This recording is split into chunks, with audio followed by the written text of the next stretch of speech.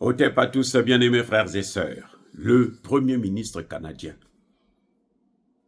Justin Trudeau, voilà, il a démissionné. Aïe, aïe, aïe. Monsieur Trudeau ne veut pas affronter Donald Trump. Voilà l'objet de la démission. Il a peur de l'arrivée de Donald Trump au pouvoir.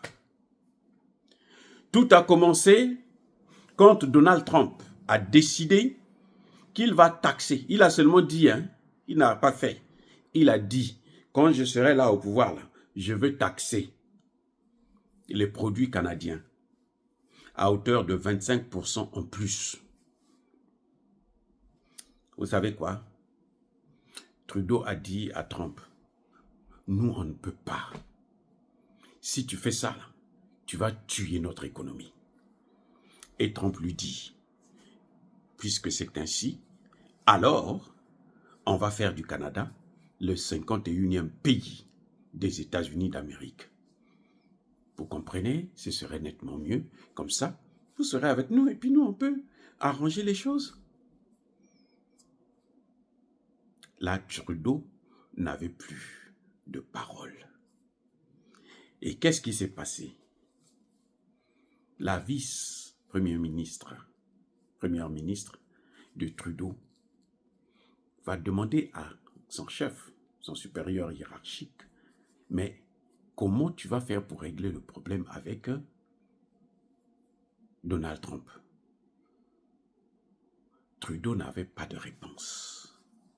Il dit qu'il ne sait pas quoi faire. Il dit qu'il est coincé. Il dit peut-être qu'on peut suspendre l'électricité dans certains États, y compris l'électricité canadienne, ça arrive jusqu'à New York. On va suspendre l'électricité. Mais ça ne réglera pas le problème. Parce que nous, on a plus à gagner, puisque l'essentiel des produits canadiens sont consommés aux États-Unis. Plus de la moitié, entre 70, je pense, % des produits canadiens sont consommés ici aux États-Unis, y compris les voitures. Donc si on ferme ça, on impose des taxes supplémentaires, c'est le Canada qui est mort. Et donc, n'ayant pas de réponse du Premier ministre Trudeau, madame va démissionner. Et quand elle démissionne, eh bien, le Parlement pose des questions au Premier ministre. Donc, en fait, la peur de Donald Trump est à l'origine de la démission de Justin Trudeau. Ben oui, parce que monsieur ne sait pas quoi faire face à la fougue de Donald Trump. Donald Trump a un problème, c'est que le dollar est en train de prendre un coup très fort par des pays comme la Chine, l'Inde et la Russie, qui sont en train de commercer entre eux en dehors du dollar. Et il ne peut pas imposer le dollar à ces pays-là. Il y a l'Inde qui est en train d'hésiter un peu, mais sinon il ne peut pas. Mais tous ces pays-là de l'OTAN, comme le Canada, mais ils ne peuvent pas faire autrement. Ils ne peuvent pas faire autrement. Ils sont obligés de se mettre à genoux, de se mettre au pas face à la puissance américaine. C'est pour ça que vous voyez que les États-Unis sont en train de détruire l'économie européenne pour compenser la perte qu'ils sont en train d'avoir avec la Chine et la Russie. Oui. Les Européens seront obligés de payer. Vous avez vu comment les Américains ont demandé à Zelensky de couper le gaz russe qui passait vers les pays européens. Donc maintenant, là, les Européens, pour consommer le gaz russe, ils sont obligés de passer par la Turquie. Ça coûte 2 fois plus cher. sinon 3 fois plus cher. Donc, ils auront le choix entre acheter le gaz américain ou bien continuer avec le gaz russe en passant par la Turquie.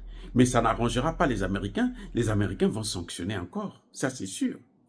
Ce que vous avez vu avec Zelensky, là, ce n'est que la volonté des États-Unis de mettre à genoux les pays européens, d'en faire des consommateurs des produits américains. Pour compenser ce qu'ils sont en train de perdre en Chine, en Russie et même en Inde, en Iran. Parce que l'Iran aujourd'hui est devenu une grande puissance. L'Iran compte parmi les 15 premières puissances du monde actuel. Sinon les 10 premières puissances. Parce que la France est sortie, hein.